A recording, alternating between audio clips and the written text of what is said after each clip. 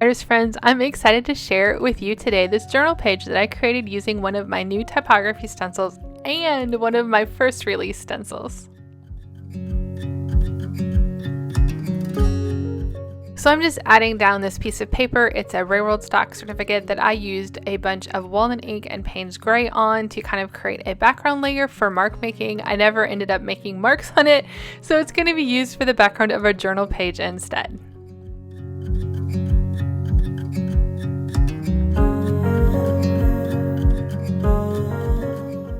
I'm just adding a bunch of matte medium on the back and on the front to seal it onto my page, and also to seal that walnut ink down. It kind of runs with matte medium and water, and it ran a little bit more than I wanted it to, so I'm using a baby wipe here to kind of clean that up just a little bit so it doesn't look so smeary.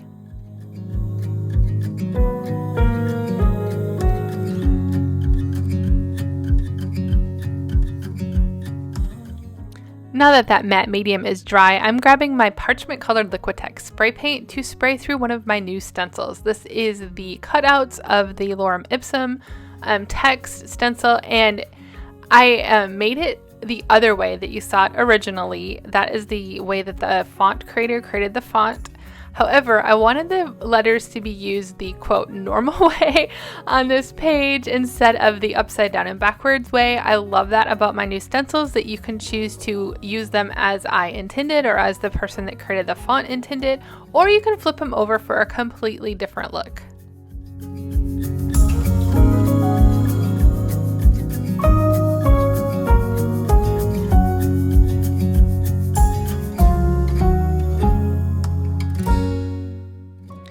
All of the information about my stencils, my ideas behind them, why I created them, links to all the other videos will be below in the description box. Now I'm disguising the edges a little bit. This paper did not fit my journal page completely. It left a lot of the white journal page behind. So kind of fix that in a way. I'm using some gesso to blend the page more into the edges of my paper and also bring some of that white color onto the surface. Also, a quick side note on that spray paint. If you've never used Liquitex spray paint before, it is my favorite go-to kind of spray medium to use through stencils. It doesn't have much of a smell to it. I use it in my art studio. I always say it kind of has more of an earthy smell than a chemically smell. However, make sure you read all of the directions and use it as best as you can. I have a fan in my studio and it's a pretty big room, so it doesn't smell too bad and I don't have any trouble with it inside. But again, make sure that you read all of the directions on it and use it as best for you and your health. There's my little disclaimer. Now I'm finishing up that gesso on the page. I love how it's kind of blending these colors together. It's my color palette. If you know my art, I use a lot of browns and walnut ink and Payne's gray and grunginess, but this is like kind of toning it down and pasteling it, and I am really falling in love with this background.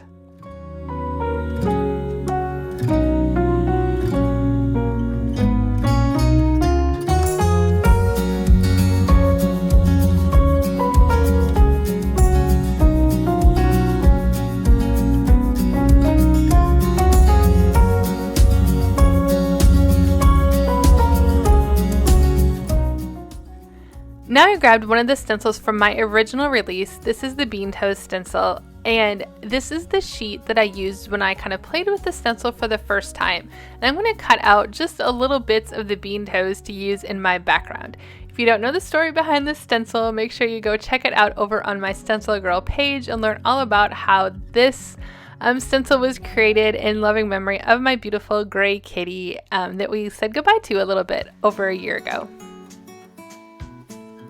I really love the versatility of this stencil. As you can see, I'm just cutting out the little toe parts, which is kind of funny to say, but I want to use them for dots in my background, and then I can use those other, like the larger toe pad part, for marks or mark making in another background. And you don't even know that they're cat prints, or as a whole, they're kind of hard to see as cat prints because it makes such a unique pattern. So I'm going to cut these out and add them into my page, onto my background in like 3 different spots. I like to add stuff in 3s in different spots on the page that kind of help move your eye around the page. I also want these to look not so patterned, so to speak, and a little bit more random. So I'm going to cut out bits and pieces and kind of put them together so that they look really nice. I'll be sure to link my StencilGirl artist page below. It has tutorial links to how I made this background paper and introduces my first set of stencils as well. All of the links to supplies and everything, in case I haven't said that yet, I don't remember, will be below in the description box.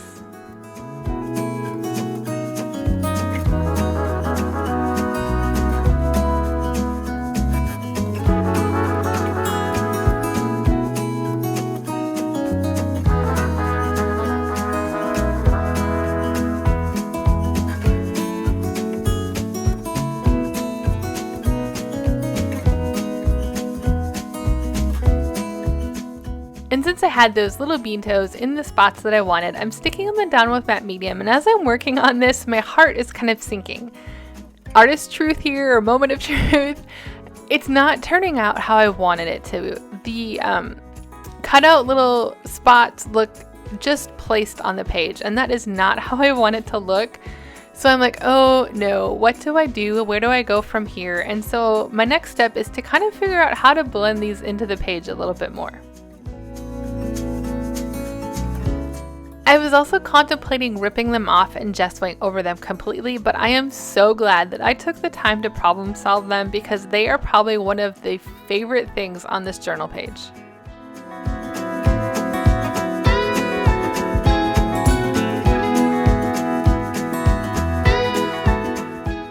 So to begin this process of trying to make this look better, I grabbed my Bombay Sepia India ink to spread around the edges and onto that background layer to kind of disguise these cutout papers a little bit more.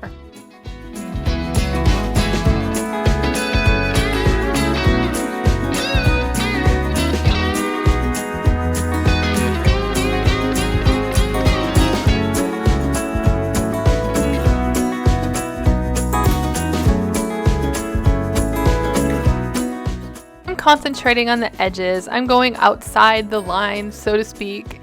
I'm dripping it, I'm splattering it, I'm just really wanting to disguise this, and it's not working. So then I thought, well, usually my go-to for disguising papers in the background, the edges, is gesso. So I put down my gesso, grabbed my finger, and started to spread it around really softly along the edges. Now that Sepia India ink is still a little wet, so this is really cool because it's blending in with the gesso and adding that like soft grungy look that's already in my background, and it is working out perfectly.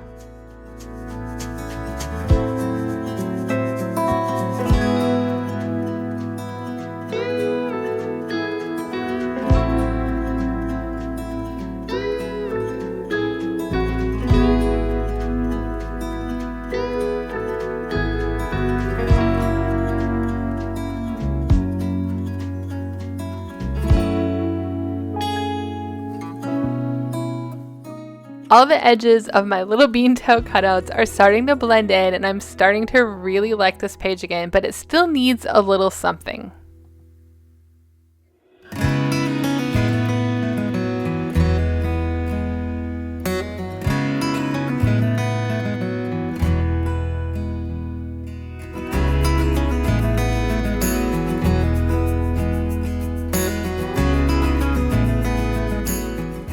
My next go-to often is to circle around things that I stencil. First I grab the Stabilo Allen Graphic, but since my background is still a little wet, and that's really kind of a sharp graphite, it's not working as well. So then I grabbed my Stabilo Allen Black at first, and I'm going to pick up the graphite in a little bit when my page is a little bit more dry, and I'm beginning to just circle around all these bean toes. It's kind of emphasizing them a little bit, it's anchoring them a little bit more to the page, and then I also decided to circle that shape outside of the bean toes as well to add that texture into the background a little bit more softly and to carry that pattern a little bit more, and I love how that turned out. When you activate the black Stabilo, oftentimes you really lose those lines, so I like to double it up with that Stabilo graphite, and now that my page is a little bit more dry, I'm adding the graphic circles around as well. Or graphic? Did I say graphite? Graphite circles around as well. It is also water soluble, but it doesn't dissolve as strongly and as much as that black graphite, so you still get that dissolving look, but you still get that hard line. So they are the perfect pair together for really fun grungy circles.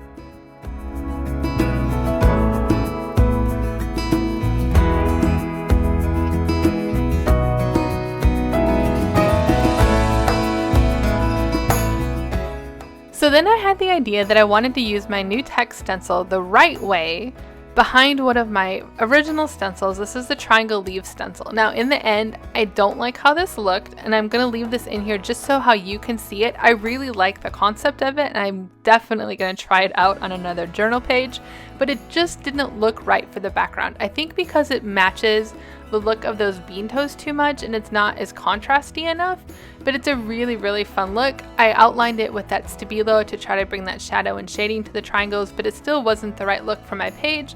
So I'm gonna grab my baby wipe in a little bit and wipe it all away. However, I'm not mad about it because this was a super happy accident and I'm glad this happened.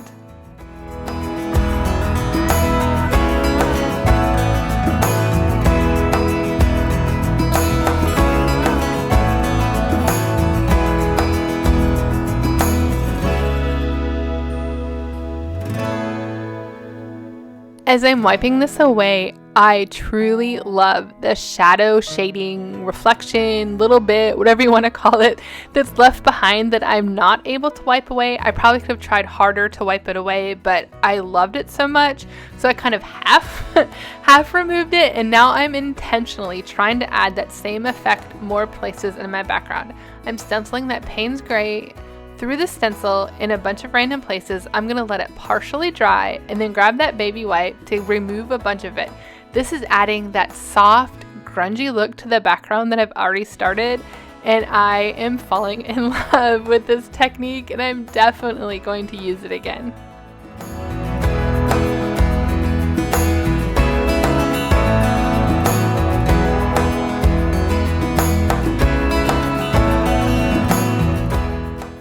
So next I thought I wanted to use an old photograph on this. I looked through my stack of photographs for one with the right color and kind of the right look to it, the right shape for my page, and I found this one and thought it was really fun. My first idea was to kind of put some of this text on top of the photo, but then I read the background and it's Emily and her sweetheart Bob and Mrs. something, I can't read this, like Klopman or Clapman. And I was like, ooh, this kind of really tells a story. And I really liked the back of the photo. So I took it over to my printer and copied it and printed it out. And now I'm going to cut off the girl and her sweetheart and the missus and separate them, but keep them together and kind of do a little fun play on that on my journal page. Because I really love this photo as a whole, I love the look of it, the color of it, the background of it, I didn't want to keep her out. Plus, I loved the story that it told. So I decided to make a little curtain to cover it up so we could keep the little lovebirds on the side, but still have the missus. I don't know if she was a chaperone for a field trip or just a family friend. You can kind of make up that story in your mind. I wanted to keep her on the page but cover her up, and I decided to use this onion skin paper that was kind of transparent, also the same coloring as the page, to do that.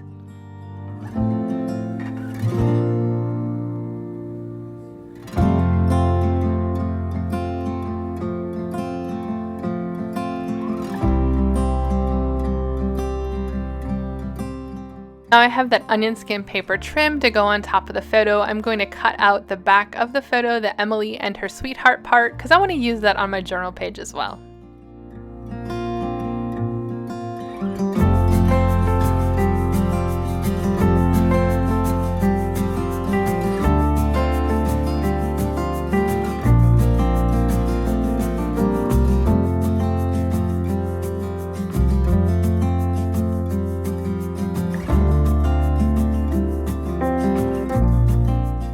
Now I'm figuring out the placement for that photo. I'm using it in the center of the page so we can keep the lovebirds and the lady cut away from each other and have it in the right spot. I'm using matte medium on the front and the back to stick it down. I'm gonna stick on the left and then line up the right and stick it down.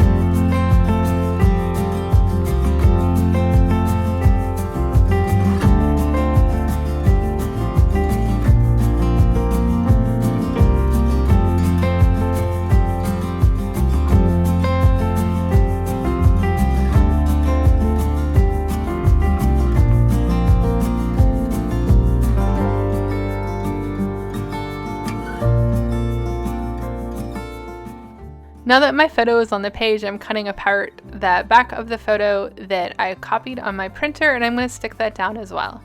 Using matte medium, my printer ink doesn't run with matte medium, but if you do something similar, you might test it, and if you need to seal it up with some spray sealer like you would use for like watercolors or pastels or something before you use the liquid matte medium on top.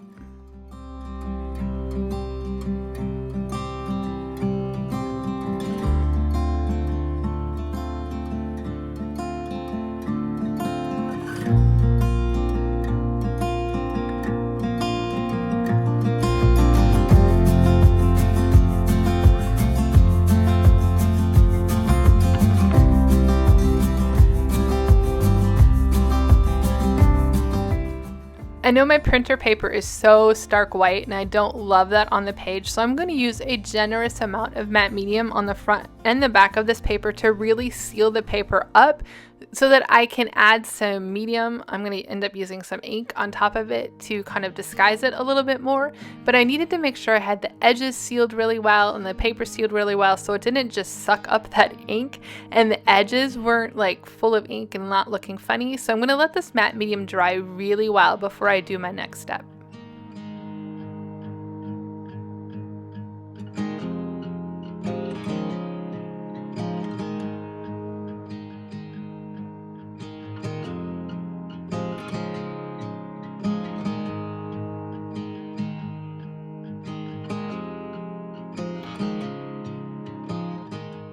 This is actually the next day and my matte medium is dry, so I grabbed that sepia India ink to just add touches of it on that white printer paper so it doesn't look so stark white on the page and it looks more like it belongs, it looks more used and distressed, and it really blends in more with what's going on in my background.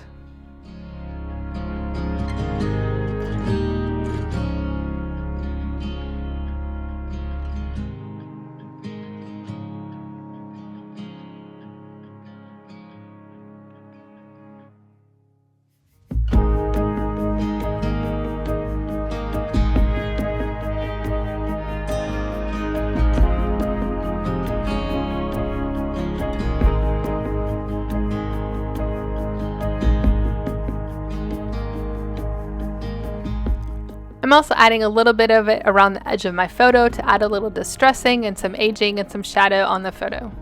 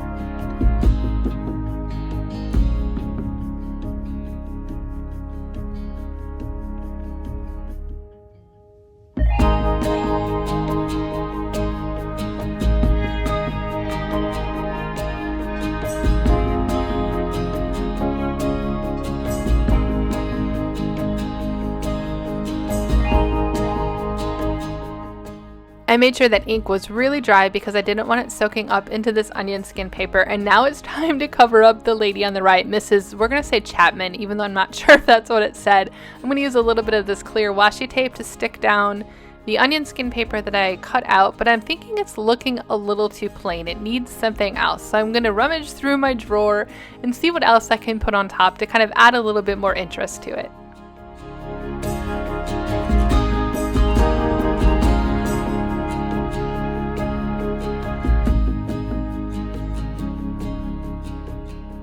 Now I'm just layering a few bits and pieces of things I have. I have kind of a junk drawer with little bits and pieces, some feathers that I found in my yard, some of these book spine pieces and some other things.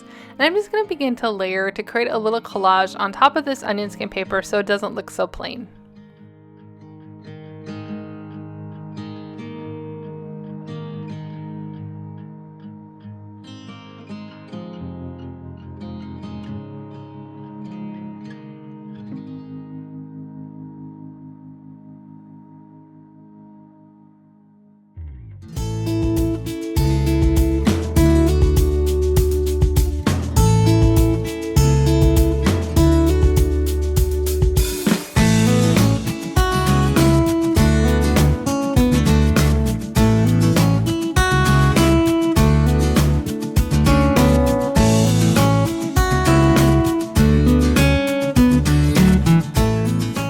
Because these pieces of ephemera are a little bit more thick, I'm using a gel medium glue to stick them down, and then I'm going to stick it all on my onion skin paper, and that is going to be the final touch of my journal page.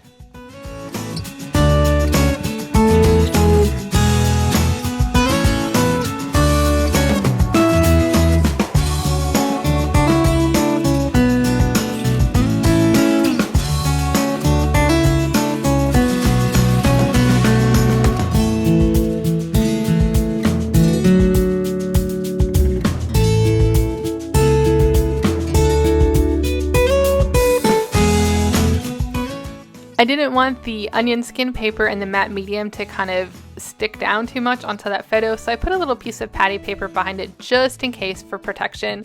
I'm adding a little matte medium as well to that tape that's on the top to make sure it's stuck down.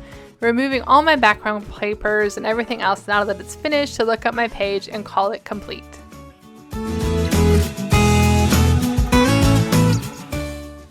And that's it. Here's our little lovebirds and the lady behind the curtain. I hope you enjoyed watching this page come together and see how I, muddled through and fixed my unhappy moments. And I really, really love how this page came together in the end. I hope it's encouragement to you to kind of work through little problems, so to speak, that pop up on your pages and just discover something new that you can do on the journal page. I love art journaling for that reason, because it's a fun place to play and discover, play with supplies, figure out some new techniques. Thank you again so much for watching, for being interested in my new stencil release. As I said earlier, all of the links will be below in the description box. Hope this inspires you to create today. And if it did, and if you used my new stencils, make sure you tag me over on Instagram so I can see your wonderful artwork. I'd love to see how both of what I created and the stencils I designed inspire you.